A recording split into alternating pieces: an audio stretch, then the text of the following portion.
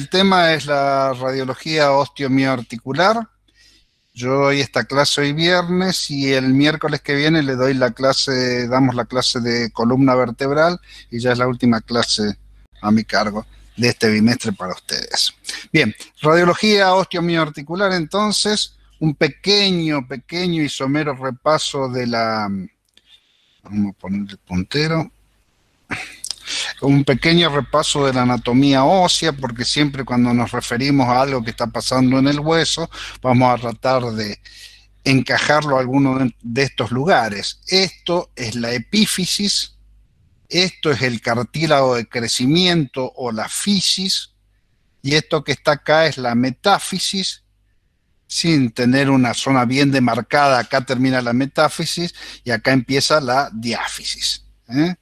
Pero entonces, epífisis, fisis, metáfisis y diáfisis. Entonces, cuando nos referimos a alguna lesión, a alguna alteración que estamos en el hueso, tratamos de ubicarla. Por supuesto, esto es la fisis, el cartílago de crecimiento, que es esto que está acá, en una radiografía de un niño o un adolescente va a tener cartílago de crecimiento. Una vez que uno ha terminado la pubertad, el cartílago de crecimiento ya desaparece y ya no crecemos más. Y entonces todo hueso tiene una cortical, que es esto más blanquito que vemos, más denso, más blanco, una medular, que es una zona más radiotransparente acá en el medio del hueso, un periósteo, que es la parte más externa de la cortical, que normalmente nunca lo vamos a ver, salvo en algunos estadios patológicos, como vamos a ver, y la parte de adentro de la cortical, que se llama endostio. Entonces, más o menos para ubicarnos anatómicamente cuando tengamos una lesión, para ver si está en la epífisis, en la metáfisis, en la diáfisis, si afecta más la cortical, si afecta más la medular, si produce alguna reacción en el periósteo. Bien. En el diagnóstico por imágenes en osteomioarticular, como siempre, empezamos con la radiología simple, con las limitaciones que puede tener la radiología simple, pero siempre es el primer método que se usa. Después también tenemos la tomografía computada, la resonancia magnética, la ecografía, la centellografía y la densitometría, y vamos a hablar un poquito de cada uno de estos métodos y sus indicaciones.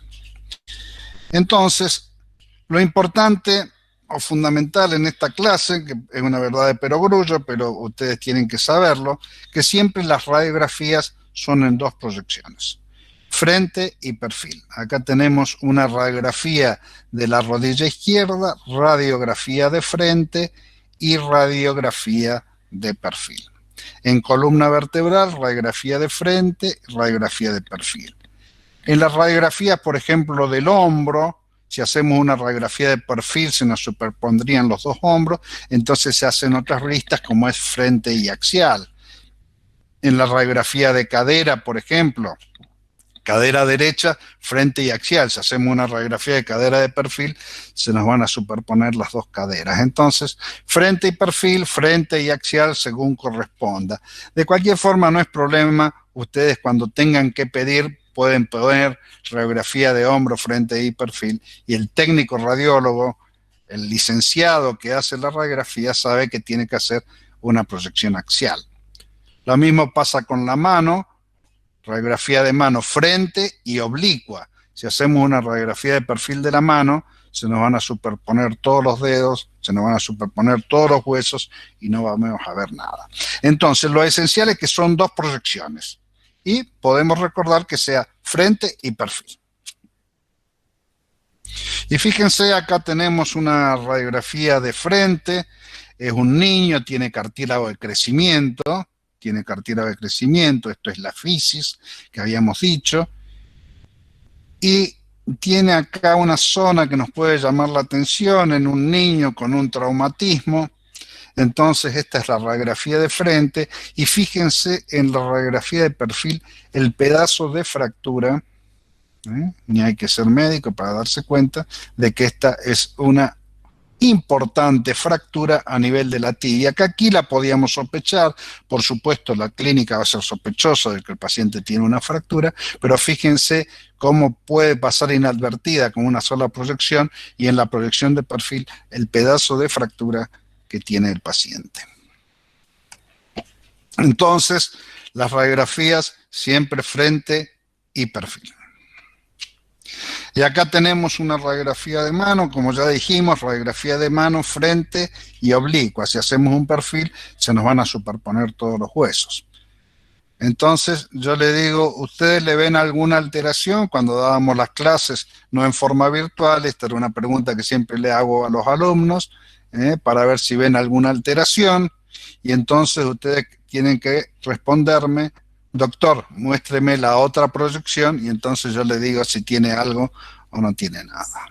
Y entonces acá le muestro la otra proyección, y fíjense el pedazo de fractura oblicua que tiene este paciente a nivel del tercer metacarpiano, que aquí ahora con el diario del lunes probablemente podríamos ver que hubiera alguna alteración, pero aquí se ve claramente la fractura del tercer metacarpiano.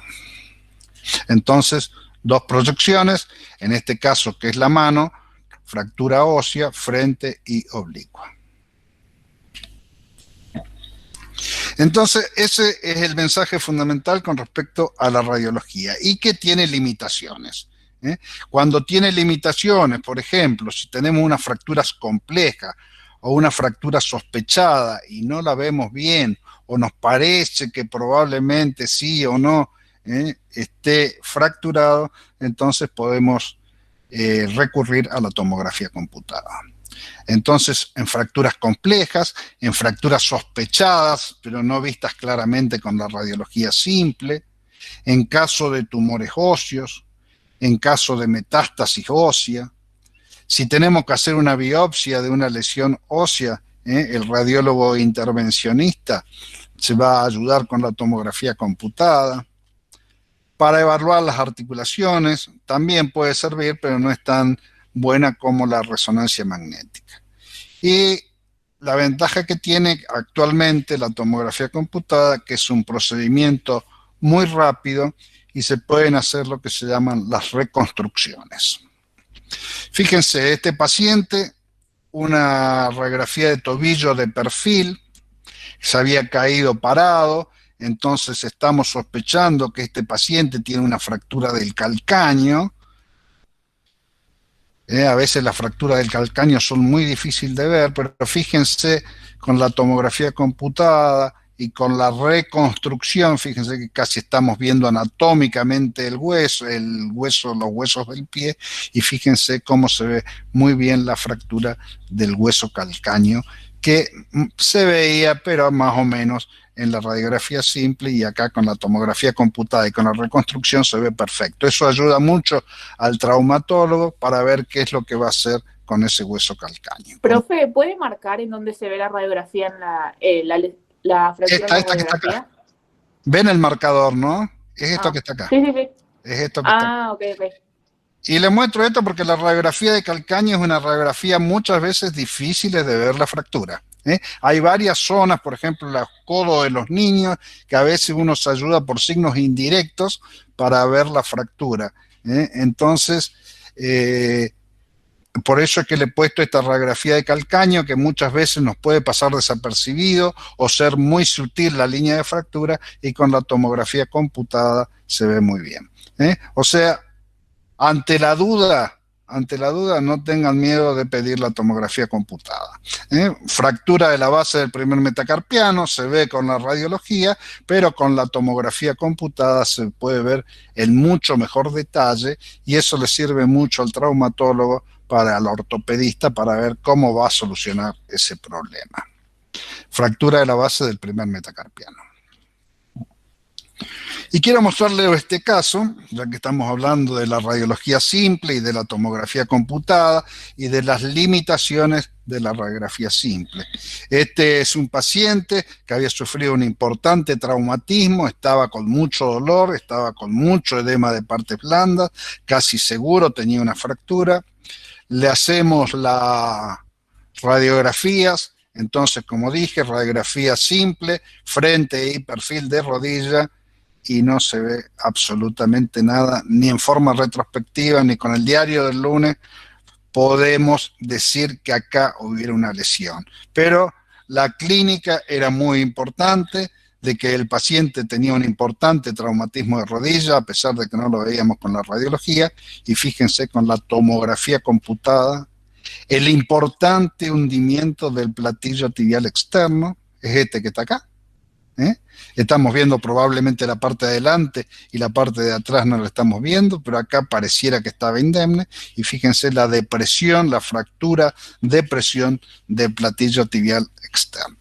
Así que si la clínica lo dice, aunque con la radiología no veamos nada, vayamos a la tomografía computada que nos puede demostrar la fractura.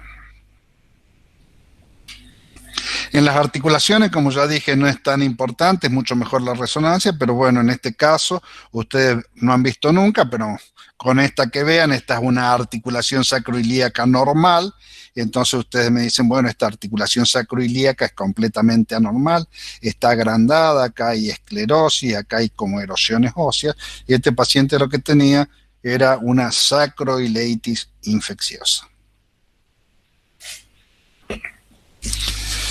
La resonancia magnética, la ventaja que tiene es la alta resolución para ver los tejidos, la alta resolución tisular, puede ver muy bien los tejidos blandos. Como ustedes ya saben, se usa mucho en patología articular, los pacientes, los jugadores de fútbol, las resonancias magnéticas de rodillas para ver qué es lo que le pasa con los meniscos, con los ligamentos cruzados. Entonces, para la patología articular es muy importante, rodillas, hombro y tobillo fundamentalmente, rodillas sobre todo. Para la columna vertebral también es un muy buen método para evaluar también la médula ósea. Y entonces esta es una resonancia magnética donde podemos ver los cuerpos vertebrales, donde se puede ver el disco intervertebral, que normalmente tiene mucha agua, en los pacientes jóvenes son muy líquidos, entonces uno lo ve blanco en estas secuencias en T2, pero a medida que vamos creciendo, los discos intervertebrales se van deshidratando, y fíjense que acá esto blanquito que es agua, acá ya casi no hay agua. Se van secando, se van deshidratando los discos intervertebrales. Bueno, eso vamos a hablar un poquito más en la próxima clase. Esto es para ver un ejemplo de cómo se ve con la resonancia magnética, que se pueden ver los discos intervertebrales, que con los otros métodos simplemente los adivinamos, pero no los vemos. La resonancia magnética para la rodilla, donde evalúa muy bien, acá estamos viendo muy bien el ligamento cruzado posterior, esto que está acá, si estuviera roto, veríamos la solución de continuidad en el ligamento cruzado posterior, y acá vemos los meniscos, se ven muy bien los meniscos, si tienen algún defecto adentro o si tienen ruptura, también la gente que informa resonancia magnética lo va a poder valorar muy bien los meniscos.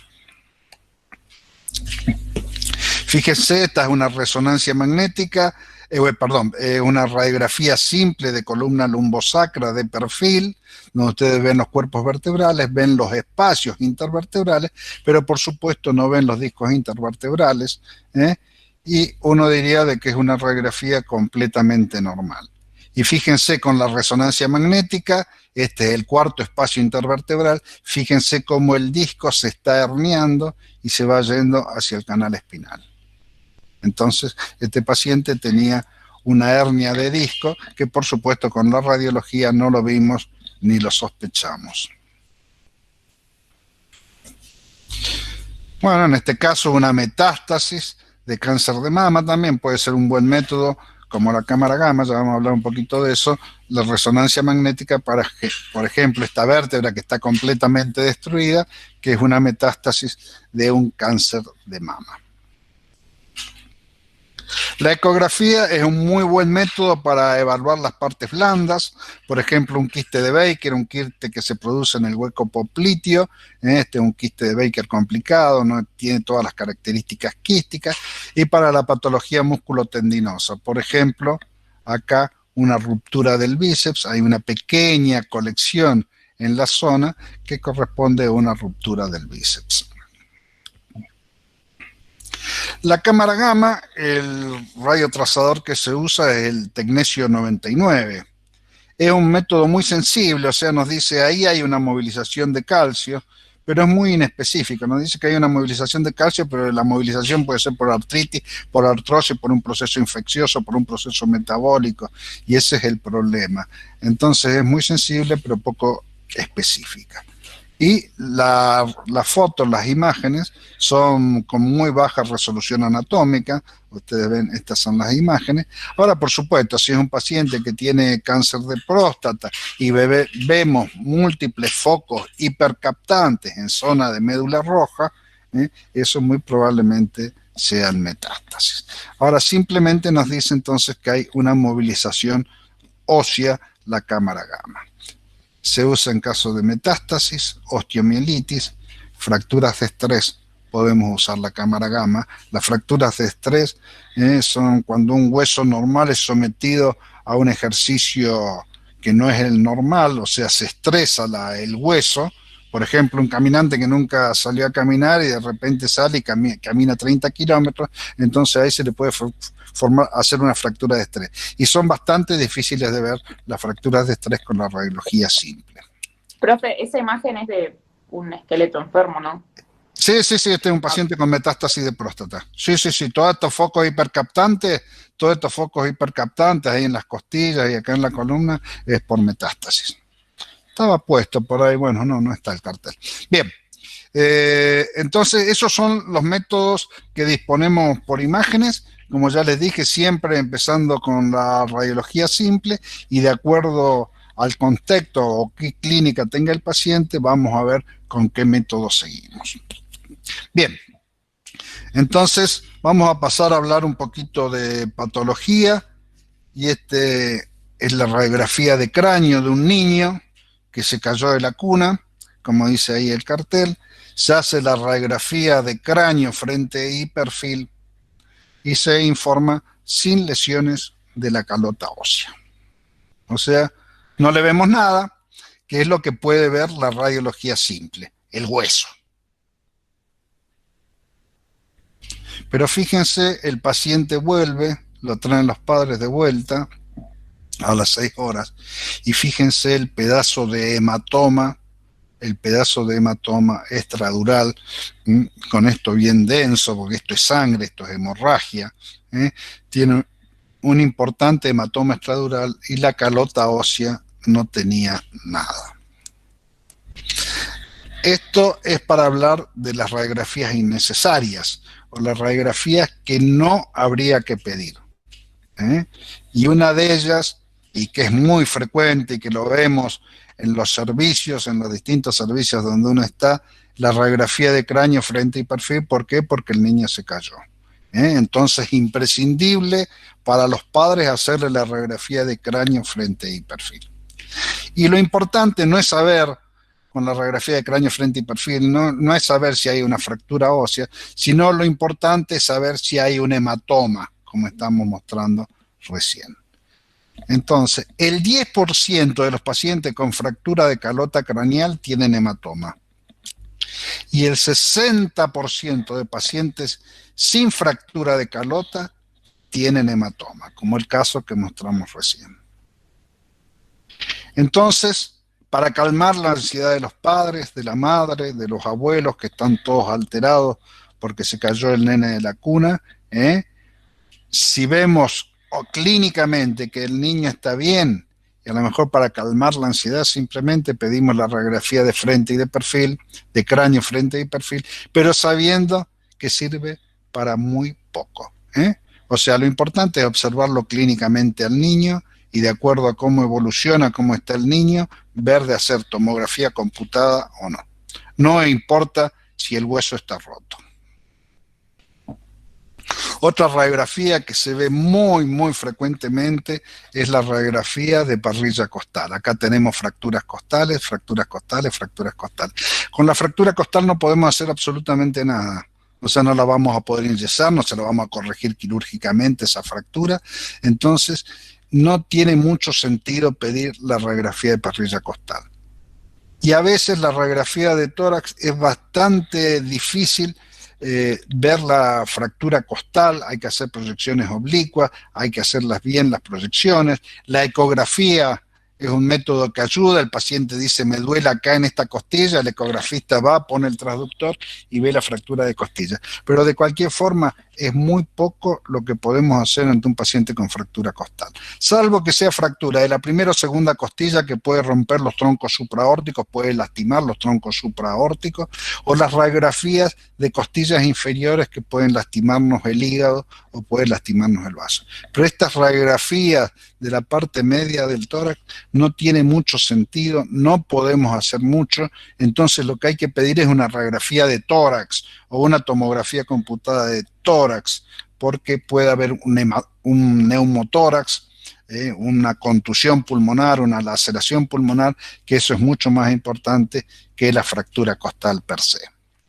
Profe, cuando se pide una radiografía de costillas, tipo, ¿tiene alguna diferencia decir radiografía de costillas que radiografía de tórax? Sí, en lo posible, como ya te dije, no la pidas, pero si pedí claro. Radiografía de parrilla costal, frente y oblicua. Pedila, pero pedí la radiografía de tórax. O sea, y sabiendo que poco vas a poder hacer, o sea, el paciente te va a decir, sí, está fracturada la quinta y la sexta costilla, están desplazadas. ¿Y qué vas a hacer? Le vas a calmar el dolor. Claro, y si no estaba fracturado, ¿qué ibas a hacer? Le ibas a calmar el dolor. Y si está fracturado, ¿qué le vas a hacer? Le vas a calmar el dolor. Entonces, no tiene mucho sentido.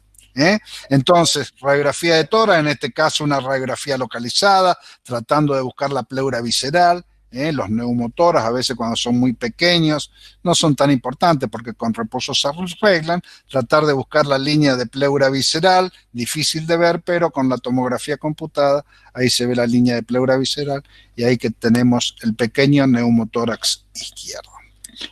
Entonces lo importante es saber cómo está el tórax.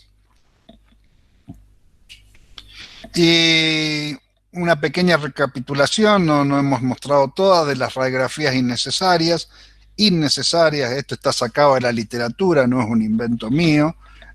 Entonces la radiografía de cráneo, frente y perfil, sobre todo en los niños, en los adultos también, pero es muy frecuente que se lo pidan en los niños. Sepan de que si la piden tiene un valor muy limitado y que no es lo importante es saber si hay hematoma. La radiografía de huesos propios de la nariz, otra radiografía que también se hace muy seguida en el paciente que le han pegado un puñetazo en la nariz, tampoco es mucho lo que se puede hacer. La radiografía del coxis, el paciente que cayó sentado en la escalera y se lastimó el huesito dulce, que se luxó el huesito dulce, que se fracturó el huesito dulce, es muy difícil. Es muy difícil. El coxis tiene muchísimas variantes anatómicas, entonces es muy difícil, si no tenemos una radiografía previa, un estudio previo, saber si a ese coxis le ha pasado algo o no. Aparte, si le ha pasado algo, si se ha fracturado, es muy poco lo que podemos hacer. Por supuesto, no lo vamos a enyesar al coxis. Y la parrilla costal, como ya les dije, ojo con las fracturas de la parrilla costal alta o baja. Ahí en esos casos sí ya tenemos que ir a ser más exhaustivos en el estudio, en qué estudio hacemos. Bien, estas son las radiografías innecesarias, hay otra lista según la bibliografía, pero bueno, con que recuerden lo del cráneo me alcanza. Bueno, ¿qué es lo que tiene este paciente? Una disminución de la matriz ósea. Este es un paciente que tiene una importante osteoporosis. Los huesos son más radiotransparentes, a veces esto puede ser subjetivo, no en este caso que es bastante evidente con las pocas radiografías que ya les mostré antes, de que este hueso está muy radiotransparente. La cortical es muy finita, es una cortical como trazada a lápiz, no como esa radiografía que les mostré normal de cómo era la cortical. Fíjense que es una cortical muy finita, trazada a lápiz, el aumento de la radiotransparencia, entonces eso es la osteoporosis. ¿Qué vamos a ver en la osteoporosis? El aumento de la radiolucidez, que ya le dije a veces puede ser subjetivo, pero hay un aumento de la radiolucidez, hay disminución de las trabéculas óseas y la cortical está adelgazada como trazada a lápiz. Esta es una radiografía de columna lumbosacra, aquí están los discos intervertebrales que hacen presión sobre estos cuerpos vertebrales debilitados, osteoporóticos, entonces hacen que se deforme la columna vertebral, el cuerpo de la columna vertebral, y adopte esta forma. Esta es la forma de vértebra de pescado o vértebra bicóncava, y se produce por la presión que hacen los discos intervertebrales sobre esos huesos completamente osteoporóticos. En una paciente añosa, fíjense, estas son calcificaciones de aorta abdominal. Digo es una porque en general, lamentablemente, es una afección, la osteoporosis, que afecta mucho más a las mujeres en la época posmenopáusica. Después hay una osteoporosis senil que no afecta tanto a los hombres como a las mujeres, pero la mujer posmenopáusica, entre 50, 50 y pico de años, por la supresión de los estrógenos, es muy frecuente que haga osteoporosis. Y con la osteoporosis viene acompañada las fracturas.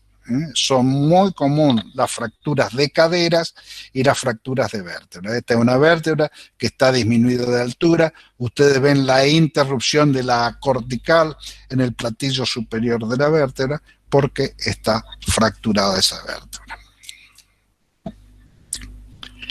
Las radiografías panorámicas de pelvis. Nosotros en el hospital atendemos muchos pacientes añosos y esto es una patología muy frecuente. A veces ante traumatismos mínimos los pacientes sufren fractura de cadera. Por ahí tantos pacientes y pacientas sobre todo que andan con prótesis por fractura de cadera. Una fractura de la cadera, radiografía de frente y una radiografía axial donde se puede ver mejor la fractura del cuello femoral. Entonces, favorecido por la osteoporosis. Y como ya les digo, a veces simplemente por girar la cadera, la paciente se fractura. El método que se usa para valorar cuánta osteoporosis tiene un paciente es una radiografía que se hace con muy poca radiación, que es esta radiografía. Ustedes ven una radiografía de columna, se usa muy poca radiación y se hacen unos análisis que hace el mismo aparato y de acuerdo a eso dice la posibilidad de la cantidad de osteoporosis que tiene el paciente y la posibilidad de sufrir fractura de cadera, fracturas de vértebra, etc. Ese es el método, la densitometría que se usa para la osteoporosis. Vamos a hablar un poquito de una enfermedad que no es muy frecuente, pero la podemos llevar a ver, que es la enfermedad de Paget. La enfermedad de Paget no se sabe bien cuál sería la causa. Últimamente se está hablando de una causa virósica, podría ser. En general son pacientes mayores de 50 años, y tiene 3 etapas. Una etapa osteolítica destructiva, una etapa mixta destructiva y reparativa, y una etapa osteoblástica reparativa. ¿Y qué es lo característico de la enfermedad de Paget? Porque tiene imágenes osteolíticas, osteoblásticas, que como ya vamos a ver, lo vemos muy frecuentemente en las metástasis. El engrosamiento de los huesos, o sea, no solamente que tiene zonas osteolíticas o osteoblásticas, sino que el hueso está muy engrosado. Y eso es lo que nos ayuda a decir de que el paciente tiene una enfermedad de Paget. Se decía antes, cuando la gente usaba sombrero, que de repente el sombrero que usaba siempre el paciente, de repente no lo podía usar más. ¿Por qué? Porque le había crecido el cráneo, le habían crecido los huesos, entonces se sospechaba ahí, por el paciente que no le entraba el sombrero, que podía tener una enfermedad de Paget. Y entonces acá tenemos una típica radiografía panorámica de pelvis de un paciente con enfermedad de Paget. Fíjense que la hemipelvis derecha está completamente sana. Y la hemipelvis izquierda, fíjense el tamaño, vamos a sacar esto. ¿Qué pasó? La hemipelvis derecha está sana y la hemipelvis izquierda tiene zonas osteolíticas, tiene zonas más blancas, zonas osteoblásticas. Estas negras son osteolíticas, estas más blancas son osteoblásticas, y fíjense la diferencia en el tamaño, en el grosor de este hueso comparado con este hueso. Entonces tenemos lesiones osteolíticas, lesiones osteoblásticas y tenemos engrosamiento de hueso, y en una pelvis que está afectada. Una hemipelvis está afectada y la otra hemipelvis está sana. Entonces, casi podemos ponerle la firma de que eso es una enfermedad de Paget. Está descrito en la calota craneana, parte del engrosamiento de los huesos, estas zonas radiotransparentes que corresponden a lo que se conoce como osteoporosis circunscripta. Entonces, la osteoporosis circunscripta está descrita en la calota craneana en pacientes con enfermedad de Paget. Y acá tenemos el diagnóstico diferencial. Esta es la que les mostré, una radiografía de un paciente con enfermedad de Paget y una radiografía de una paciente con metástasis de carcinoma de mama. Tiene imágenes blancas, osteoblásticas, tiene imágenes osteolíticas, está afectada toda la pelvis y no hay engrosamiento de los huesos.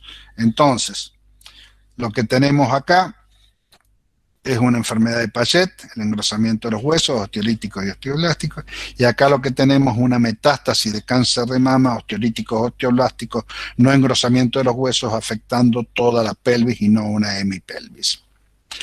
Ojo, este es un caso bastante típico, pero a veces el Paget puede estar afectando la otra pelvis también. Entonces, con respecto a estos temas que hemos visto, recordar de la anatomía ósea que hay una cortical, hay una medular, hay un periostio y hay un endostio. Y que cuando tengamos una lesión tratemos de ubicarnos si la lesión que estamos viendo está en la diáfisis, si está en la metáfisis o está en la epífisis.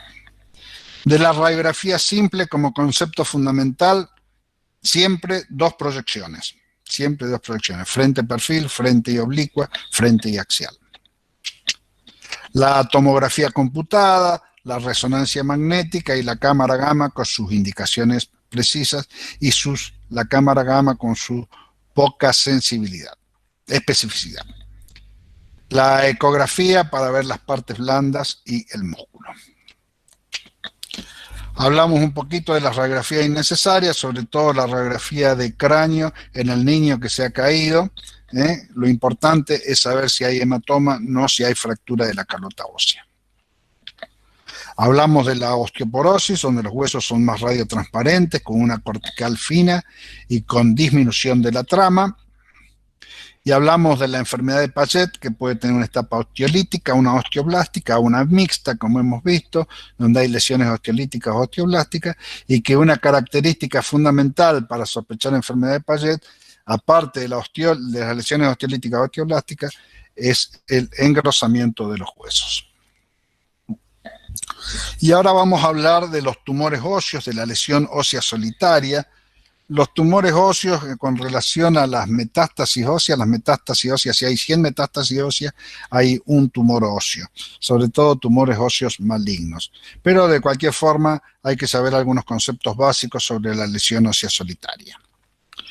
Por supuesto, nos manejamos con la clínica, el laboratorio y en lo posible ante un tumor óseo hay que hacer un trabajo en equipo entre el traumatólogo, el radiólogo y el patólogo, porque a veces no coincidimos ni con lo que dice el patólogo.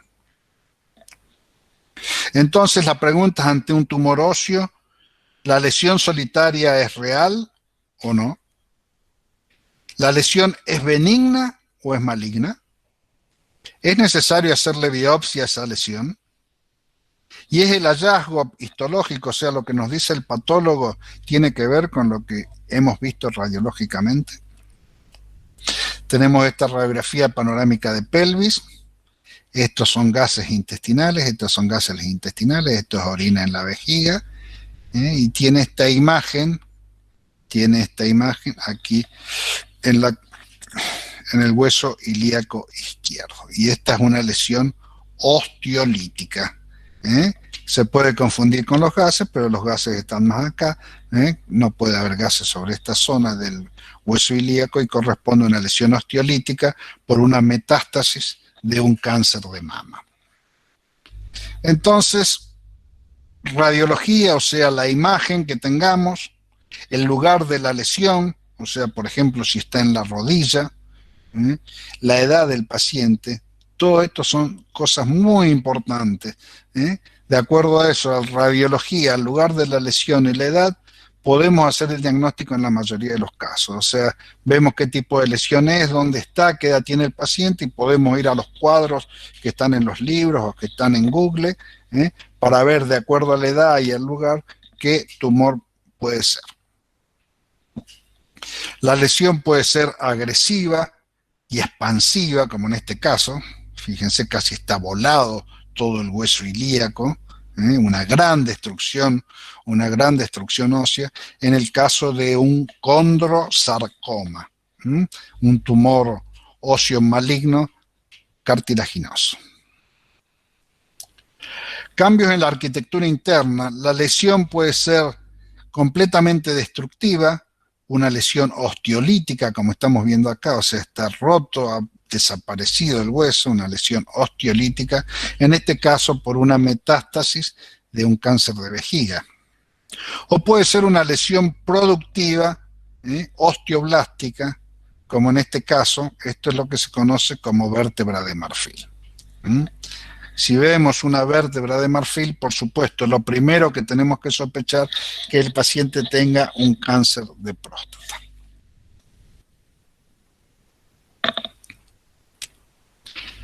Entonces, vamos a ver cuáles son los patrones para tratar de decir, bueno, radiológicamente este es un patrón geográfico, este es un patrón apolillado o este es un patrón permeativo.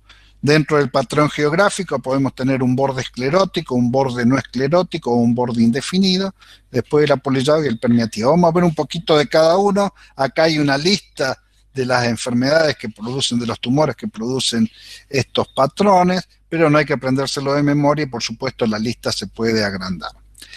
Un patrón geográfico, o sea, una lesión osteolítica con un borde esclerótico, o sea, un borde blanco, un patrón geográfico, osteolítica con un borde blanco, eso es, de todos los patrones sería el más benigno. Va creciendo lentamente y permite que el hueso haga una reacción esclerótica alrededor. Y este es lo que se llama el defecto fibroso cortical.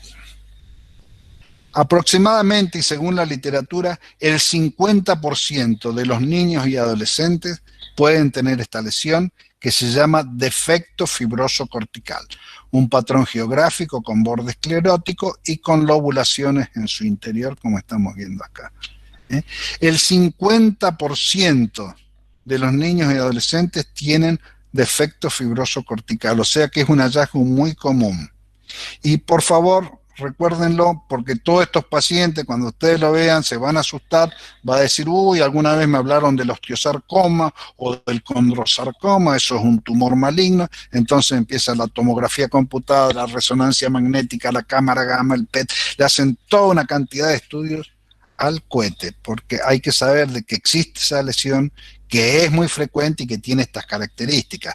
Patrón geográfico con borde esclerótico y con lobulaciones en su interior, eso es un defecto fibroso cortical, no hay que hacer absolutamente nada. Eso, como muchas cosas de la vida, se resuelve con la edad. O sea, con la edad eso se va achicando, desaparece o a veces se esclerosa. Ese es otro concepto que yo quiero que les quede, de que es muy, muy frecuente. O sea, cuando vean una lesión ósea, un tumor óseo, no se vayan de cabeza a pensar lo más feo, sino lo primero que tienen que pensar, y sobre todo si tiene estas características, que sea un defecto fibroso cortical. También un patrón geográfico con borde esclerótico, si tenemos una lesión en la mano o en los pies, osteolítica con borde esclerótico, con una matriz condroide, como ya vamos a ver, eso es casi con seguridad un encondroma. El quiste óseo, bueno, puede estar acá y puede estar acá también. Es un patrón geográfico con borde no esclerótico, una gran lesión osteolítica con loculaciones. A veces sufren muy frecuentemente, son huesos muy débiles. Fíjense la cortical que es finita, sufren fracturas y se cae, un pedazo de la fractura se cae adentro del quiste óseo y eso se llama el signo del fragmento caído. Es un quiste óseo, patrón geográfico con borde no esclerótico. Si vemos una lesión osteolítica a nivel del húmero proximal, muy probablemente en un adolescente lo que estamos viendo es un quiste óseo.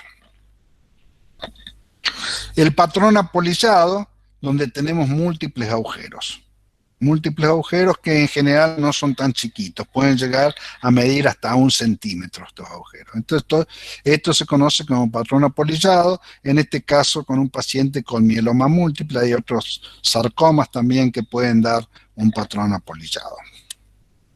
Y este es el patrón permeativo, que son pequeños agujeritos que llegan a medir 3 milímetros, 4 milímetros, son pequeños agujeritos. Es el patrón más maligno y el más difícil de ver porque son pequeños agujeritos, como estamos viendo acá en la radiografía. Entonces el patrón permeativo es el más maligno, lo vemos en el tumor de Ewing, en el osteosarcoma y en las metástasis. Y acá tenemos el esquema de los pequeños agujeritos acá en la columna vertebral. Entonces, este sería otro concepto que podríamos recordar, que yendo desde el patrón geográfico con borde esclerótico, que es el más benigno, al patrón permeativo, vamos siguiendo la flecha, cuál es más benigno hacia el más maligno. Geográfico con borde esclerótico, geográfico con borde no esclerótico, geográfico con borde indefinido, patrón apolillado con agujeros más grandes de hasta 1 centímetro y patrón permeativo con pequeños agujeritos, que es el más maligno de todos. También podemos ver la matriz ósea tumoral. Puede haber una matriz osteoide, una matriz condroide, hay otras matrices, la virus merilada, pero no nos compliquemos mucho.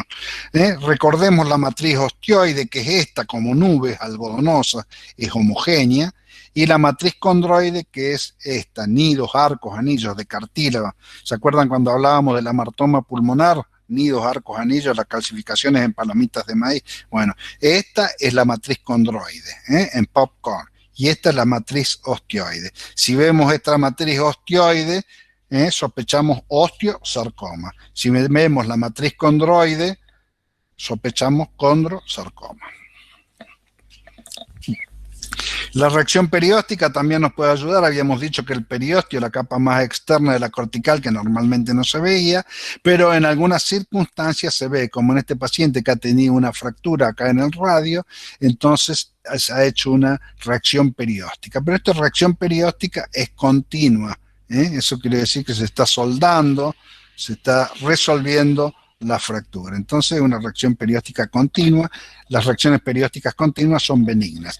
Las reacciones periósticas interrumpidas son malignas, como acá en el esquema, es una reacción perióstica en hojas de cebolla, como que se van depositando capas de periósteo, reacción en hojas de cebolla, perióstica en hoja de cebolla. Eso en un principio se describió como típico de tumor de Ewing, pero se ha visto que otras patologías como el osteosarcoma y la osteomielitis también pueden dar reacción perióstica en hojas de cebolla. La reacción perióstica en cabellos erizados, como los pelitos parados, como los de Manolito, fíjense, es una reacción perióstica en cabellos erizados. Acá no se diferencia cortical ni medular. No podemos discernir cuál es la cortical y la medular. Está todo blanco el hueso y tiene reacción perióstica en cabellos erizados. Este es un osteosarcoma en una variedad osteoblástica. Es todo blanco. O reacción perióstica en rayos de sol, como muestra acá el esquema, reacción perióstica en rayos de sol, reacción perióstica en rayos de sol, y eso corresponde a un osteosarcoma. Y aquí tenemos algo que ya lo vemos, que es lo que se llama el triángulo de Cotman. El triángulo de Cotman, que también cuando el señor Cotman lo definió como típico de una lesión maligna, por ejemplo en el osteosarcoma, pero también se ha visto que las infecciones pueden dar triángulo de Cotman. Acá tenemos el triángulo de Cotman, acá tenemos la gran lesión destructiva y el triángulo de Cotman en un osteosarcoma. Masa en partes blandas, las lesiones malignas primarias y la osteomielitis, que a veces puede estar ahí el problema, porque tanto el tumor óseo como la osteomielitis nos van a dar una pierna roja, como en este caso, una pierna roja enrojecida con aumento de temperatura. Entonces hay que saber si es un proceso infeccioso o un proceso neoplásico. Acá tenemos una gran destrucción ósea, se ha volado todo el hueso y tenemos una gran masa de partes blandas. Es muy raro que haya masa de partes blandas en las metástasis. Y si se extiende a la articulación, o sea, si es una lesión osteolítica, se extiende a la articulación, es difícil que sea un tumor. Nada absoluto, todo relativo, como todo en medicina.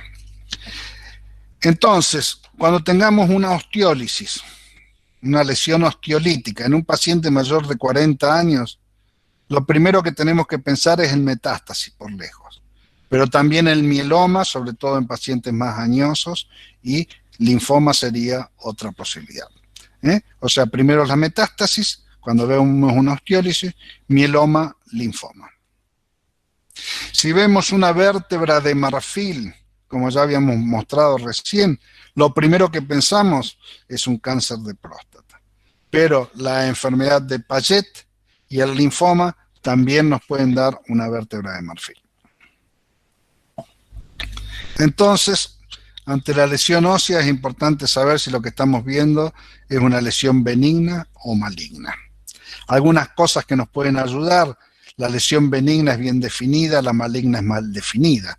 La benigna no es agresiva, la maligna es agresiva.